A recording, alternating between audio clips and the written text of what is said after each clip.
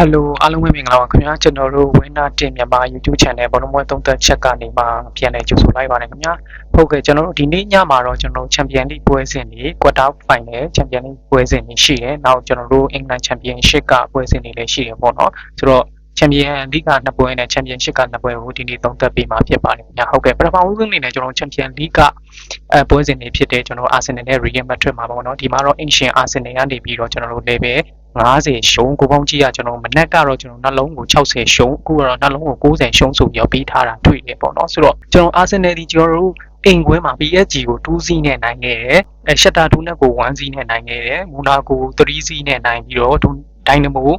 Dynamo Zagreb ကို3-0နဲ့နိုင်ခဲ့တယ် PSV အသင်းကို2-2တည်ကြခဲ့တယ်ပေါ့နော်ဆိုတော့Arsenal ဒီကျွန်တော်တို့အိမ်ကွင်းပွဲစဉ်တိုင်းမှာဂိုးရတဲ့အခြေအနေကိုတွေ့ရတယ်Arsenal ဒီအိမ်ကွင်းမှာ17ဂိုးထိသွင်းထားတာတွေ့ရပေါ့နော် Arsenal ဒီကျွန်တော်တို့ဒီ Champion League ကန်ခဲ့တဲ့ပွဲစဉ်တွေမှာအသင်းကြီးဆိုလို့ကျွန်တော်တို့ PSG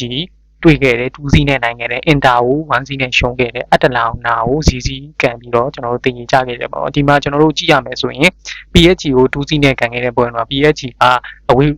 PSG ဟိုအဝေးကွင်းကနေပြီးတော့ PSG ကပဲ dominate လုပ်ခဲ့တယ်ပေါ့နော်ထို့တော့ Arsenal ကနေပြီးတော့2-0နဲ့ကျွန်တော်တို့နိုင်ခဲ့တယ်ပေါ့နော် Inter Milan နဲ့ပွဲတုန်းကလည်းကျွန်တော်တို့1-0နဲ့ရှုံးတယ်ဆိုပေမဲ့ Inter Milan ဒါဟို penalty တစ်လုံးရလို့သာတယ် Inter Milan ကိုရှုံးသွားတာဖြစ်တယ် Atalanta ပွဲတုန်းကလည်းကျွန်တော်တို့0-0ကျွန်တော်တို့ကန်နိုင်ခဲ့တယ်ပေါ့နော်ဆိုတော့အသင်းကြီး3သင်းနဲ့ကန်တဲ့ပွဲမှာသူ့အနေနဲ့မဆိုးဆိုအနေထားကိုခြေစွမ်းကိုတွေ့ရတယ် Real Madrid ကိုကြည့်မယ်ဆိုရင် Real Madrid ရဲ့ Champions League အဝေးပွဲမှာ Live ကို1-0နဲ့ရှုံးတယ် Liverpool ကို2-0နဲ့ရှုံးတယ် Atalanta ကို2-3နဲ့နိုင်တယ် Brest ကို0-3နဲ့နိုင်တယ် Man City ကို2-3နဲ့ကျွန်တော်တို့နိုင်ခဲ့တယ်အဝေးကွင်း9ကိုသွင်းထားတာဖြစ်တယ်ပေါ့နော်တီကိုနဲ့ပွဲတုန်းက1-0နဲ့ရှုံးခဲ့တယ်ဒါအသင်းကြီးအနေနဲ့ Liverpool ကို2-0နဲ့ရှုံးခဲ့တယ် Man City ကို2-3နဲ့နိုင်ခဲ့တယ်တီကို1-0နဲ့ရှုံးခဲ့တယ်ပေါ့နော်ဆိုတော့Real Madrid ရဲ့အဝေးကွင်းကပေးကိုတွေကျွန်တော်တို့ရှိတာကိုတွေ့ရတယ်ပေါ့နော်ဆိုတော့လက်ရှိကျွန်တော်တို့ပေါက်ဈေးအရာဘူကီတွေကတော့ကျွန်တော်တို့ဟိုပွဲစဉ်တွေနှစ်ပွဲလုံးကိုဒီ Champions League ပွဲစဉ်ဟိုရွေးချယ်ရခက်အောင်ဒါပေးထားတာဖြစ်တယ် body ဈေးရောကိုပေါင်းဈေးရောတော်တော်လေးကျွန်တော်တို့ခက်ခဲတဲ့ပွဲစဉ်တစ်ခုဖြစ်တယ်ဒါပေမဲ့ Arsenal နဲ့ Real Madrid နဲ့ပွဲမှာ Arsenal ဒီဂိုးရဖို့အခွင့်အရေးများနေတယ်ဗျဆိုတော့ Arsenal ဒီအသင်းကြီးဒီ3သင်းနဲ့ကန်ခဲ့တဲ့ပွဲစဉ်တွေရောအိမ်ကွင်းပွဲစဉ်တွေသူ့အနေနဲ့အိမ်ကွင်းပွဲစဉ်တွေမှာ3ပွဲပေါ့နော်ဒီ PSG နဲ့ပွဲမှာ2-0နဲ့ဂိုးမပေးခဲ့ရဘူး Shakhtar နဲ့ပွဲမှာလည်း1-0နဲ့ဂိုးမပေးခဲ့ရဘူး Monaco နဲ့ပွဲမှာလည်း3-0 Dynamo Zagreb နဲ့ပွဲမှာလည်း3-0နဲ့ဂိုးမပေးခဲ့ရဘူးပေါ့နော်ဆိုတော့သူဒီဂိုးသွင်းပြီးတိုင်းကျွန်တော်တို့ထိန်းဆော့တဲ့အသင်းလို့ကျွန်တော်တို့တွေ့ရတယ်Atalanta နဲ့ပွဲမှာလည်း0-0ကျွန်တော်တို့ဂိုးမပေးခဲ့ရဘူးပေါ့နော် Real Madrid ဒီပွဲမှာတော်တော်လေးခက်ခဲလိမ့်မယ်လို့ထင်တယ်ဟိုဒီ body ဈေးရတော့ကျွန်တော်တို့တည်ရည်နဲ့ Arsenal နိုင်ခြေရှိတယ်ဗျဟိုလေ Real Madrid အနေနဲ့တော့ခက်ခဲမဲ့ပွဲစဉ်တစ်ခုဖြစ်တယ် Arsenal ဘက်ကကိုရဖို့တော်တော်လေးများတယ်ဒီပွဲမှာ Arsenal အနိုင်နဲ့တည်ရည်ဖြစ်နိုင်ခြေကျွန်တော်တို့ရှိတယ်ဗျနောက်တော့ကတော့ကျွန်တော်တို့ Bayern Munich နဲ့ Inter Milan မှာကျွန်တော်တို့ Ancient Bayern ကနေပြီးတော့ level 100ပြီးထားတယ်ဂိုးပေါင်းစီးကနှလုံးကို90ရှုံးဆိုပြီးပေးထားတယ်ဗျ Bayern Munich ဒီကျွန်တော်တို့ Inter Milan နဲ့ကန်တာ2022တုန်းကတွေ့ခဲ့တယ်အင်ကွင်းရောအဝေးကွင်း Bayern က2-0နဲ့နိုင်ခဲ့တာတွေ့တယ်ဆိုတော့ Bayern Munich ဒီကျွန်တော်တို့အင်ကွင်းမှာ Dynamo Zagreb ကို9-2နဲ့နိုင်ခဲ့တယ် Benfica ကို1-0နဲ့နိုင်ခဲ့ပြီးတော့ PSG ကို1-0နဲ့နိုင်တယ် Slovan ကို3-1နဲ့နိုင်ပြီးတော့ Celtic ကို1-1တည်ကြခဲ့တယ်ကျွန်တော်တို့ Leverkusen ကို3-0နဲ့ကျွန်တော်တို့နိုင်ခဲ့တာတွေ့ရပါတော့အင်ကွင်းမှာပွဲတိုင်းကိုသွင်းပြီးတော့18ဂိုးထိကို Bayern Munich ကသွင်းထားတာတွေ့တယ်ပေါ့နော်ဆိုတော့အဝေးကွင်းကျွန်တော်တို့ Inter Milan ကိုကြည့်မယ်ဆိုလို့ရှိရင် Inter Milan ဒီကျွန်တော်တို့ Man City ကို0-0နဲ့တည်ကန်ပြီးတော့ Young Boys ကို0-1နဲ့နိုင်တယ် Leverkusen ကို1-0နဲ့နိုင်တယ် Sparta ကို0-1နဲ့Leverkusen ကို1-0နဲ့ရှုံးတယ် Sparta ကို0-1နဲ့နိုင်တယ် Feyenoord ကို0-2နဲ့ကျွန်တော်တို့နိုင်တယ်ပေါ့နော်ဆိုတော့အဝေးကွင်းကိုကသူက4ဂိုးပဲသွင်းနိုင်တာကိုတွေ့ရတယ်အသင်းကြီးအနေနဲ့ Man City ကိုသူမနှဲဘူးကျွန်တော်တို့တည်ရကန်ထားတယ်ပေါ့နော်အဲ့တုန်းက Man City ကကျွန်တော်တို့ခြေတက်နေတဲ့အချိန်မှာသူမနှဲဘူးတည်ရကန်ထားခဲ့တယ်ဆိုတော့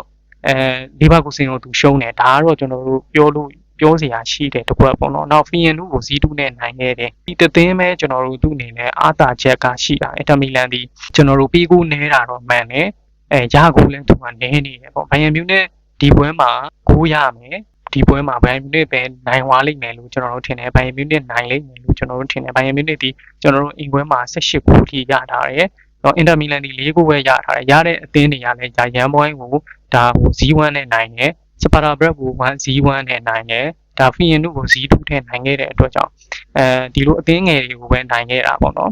ဆိုတော့ဘိုင်ယန်မြူနစ်လိုအသင်းမျိုးတော့ကျွန်တော်တို့နိုင်မယ်လို့တော့ကျွန်တော်တို့မထင်ဘူးအင်တာမီလန်နဲ့အမြင့်ဆုံးသိရပဲရမှာဘိုင်ယန်မြူနစ်ဒီပွဲမှာနိုင်ကြီးတော်တော်လေးအားကောင်းတာကိုတွေ့ရတယ်ဗျနောက်ကျွန်တော်တို့ချန်ပီယံရှစ်ပွဲစဉ်နှစ်ပွဲကိုကျွန်တော်ညသုံးသက်ပြီးမယ်ဆိုရင်တော့ကျွန်တော်တို့ league ပွဲပေါ့နော်ဒီမှာတော့ကျွန်တော်တို့ချန်ပီယံရှစ်ပွဲစဉ်တွေကကျွန်တော်တို့ပွဲပြီးဖို့အတွက်ကို6ပွဲလောက်ပဲကျန်တော့တယ်အဲ့ဒီမှာကျွန်တော်တို့ league ကတော့ကျွန်တော်တို့ပွဲစဉ်စားတော့ကတော့ကျွန်တော်တို့ဇယားထိပ်မှာဥဆောင်နေတယ်အခုတော့အဆင့်3မှာဖြစ်နေတယ်ဆိုတော့ Metal နဲ့ဒီပွဲမှာကန်ရမယ် Metal ကအဆင့်5ပေါ့နော်ဒီမှာဖွင့်လှစ်ထားတဲ့ပေါက်ကြီးက league ကအဝေးကွင်းကနေပြီးတော့တစ်လုံးကို65စားဂူပေါင်းကြီးက3လုံးကို95စားဆိုပြီးတော့ပေးထားတာတွေ့တယ်ဒီနေ့သင်းဒီပါကျော်တော့3-1နဲ့ league ကနိုင်ခဲ့ပြီးတော့တစ်လုံး90စားဆိုတဲ့ကြီးကိုပေးခဲ့တယ်ပေါ့အခုပြန်ပေးတဲ့ကြီးကလည်းတစ်လုံး90စားဖြစ်နေတယ်ကြီးကတော်တော်လေးပြင်းနေတော့နော်ပေးတင်ပေးလိုက်တဲ့ကြီးကတော့ကျွန်တော် level 50ရှုံးမဲ့ကျွန်တော်တို့ပြီးရမှာဟက်တူဟဲရကျွန်တော်တို့league ကတစ်လုံး90စားနဲ့နှစ်ပွဲထိနိုင်ထားတယ် league ဒီကျွန်တော်တို့3ပွဲဆက်ကိုကျွန်တော်တို့တည်အဝေးပွဲမှာ3ပွဲဆက်တည်ချထားပြီးတော့3ပွဲဆက်ကိုလည်း league ကကြီးကြထားတာတွေ့ရတယ်ဆိုတော့နောက်တစ်ခုကျွန်တော်တို့တွေ့ရမယ်ဆိုရင်ကျွန်တော် Metal Bro ဒီအဆင့်1ကဘန်လီအသင်းကို level 50ရှုံးသူအနေနဲ့ပေးခဲ့ဘူးတယ်เนาะနောက်တစ်ခု Sheffield United အဆင့်2က Sheffield ကိုလည်းကျွန်တော်တို့ Metal Bro ဒီအိမ်ကွင်းမှာ level 100ထိပေးခဲ့ဘူးတယ်အခု league ကို league ဘက်ကနေပြီးတော့ကျွန်တော်တို့တစ်လုံး65ဆိုတော့ league ကဒီပွဲမှာပိုရဖို့များတယ် league နိုင်ကြီးတော်တော်လေးအားကောင်းတယ် league နိုင်ဖို့ရာခိုင်နှုန်းတော်တော်လေးအားကောင်းတာကိုကျွန်တော်တို့တွေ့ရတယ်ဗျာနောက်ဆုံးတစ်ပွဲအနေနဲ့ကျွန်တော်တို့ Sheffield နဲ့ Millwall မှာเนาะဒီမှာတော့ Sheffield ကအဆင့်2 Millwall ကအဆင့်9ပေါ့เนาะဒီမှာတော့ဖွင့်လှစ်ထားတဲ့ပေါက်ကြီးက Ancient ကနေပြီးတော့တစ်လုံး90စားဂုံအောင်ကြီးကနှလုံးကို20ရှုံးဆိုပြီးပေးထားတွေ့အပအချို့လုံးက Sheffield ကZ1 နဲ့ကျွန်တော်တို့နိုင်ထားတယ်ပေါ့เนาะ head to head ရဒီ Sheffield ကိုကန်တဲ့ပွဲမှာ၄ပွဲကျွန်တော်တို့အပြန်လန်တွင်းကိုတွေကျွန်တော်တို့3ပွဲအထိကျွန်တော်တို့တွင်းထားတာတွေ့ရပေါ့เนาะဆိုတော့Sheffield ဒီကျွန်တော်တို့ဒီအဆင့်30ရာဝက်ကို 1D ပေးပြီးတော့ 1Z နဲ့နိုင်ခဲ့တယ်လို့ Sheffield ဒီအဆင့်8က Webron ကို level 100ပေးပြီးတော့1-1တည်ကြခဲ့တယ်ဆိုတော့ဒီဂျင်းကြီးကဂျား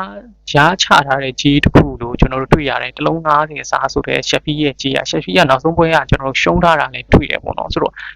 Millwall ကိုကျွန်တော်တို့ပြန်ကြည့်လို့ရှိရင်အဆင့်3ကleague ကနေပြီးတော့ Millwall ကိုကျွန်တော်တို့league အိမ်ပွဲမှာတစ်လုံးရှုံးပြီးခဲ့ပြီးတော့ league က2စီးနဲ့နိုင်ခဲ့တယ်ပေါ့နော်ဆိုတော့